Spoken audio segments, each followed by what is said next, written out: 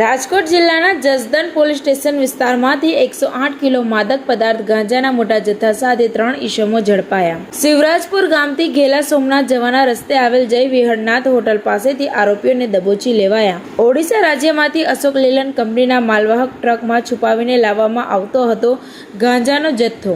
રાજકોટ ગ્રામ્ય એસઓજી દ્વારા ₹54,16,550ની કિંમતનો 108 કિલો 331 ગ્રામ ગાંજો કબજે કરાયો। ગાંજો 3 મોબાઈલ અને 30 લાખની કિંમતની ટ્રક મળીને કુલ ₹84,31,550નો મુદ્દામાલ જપ્ત કરવામાં આવ્યો। સે નો ટુ ડ્રગ્સ મુહિમ હેઠળ ડીઆઈજી શ્રી નિર્લિપ્ત રાય અને એસપી શ્રી વિજયસિંહ ગુર્જરના માર્ગદર્શનમાં એસઓજીની ટીમે ખાનગી બાતમીના આધારે કરી મોટી કાર્યવાહી। રાજુભાઈ ચૌહાણ બોટાદ, કાદરસા શેખ જામનગર અને નરેશભાઈ લીંબડિયા બોટાદ નામના 3 આરોપીઓની ઘટના સ્થળેથી ધરપકડ। ગાંજો મંગાવનાર કાલાવાડના 2 આરોપીઓ મોહમ્મદ રફીક અને અબ્દુલ લતીફ તથા ઓડિશાના સપ્લાયર અલેખા બહેરા સહિત કુલ 3 આરોપીઓને વોન્ટેડ જાહેર કરી શોધખોળ હાથ ધરાઈ।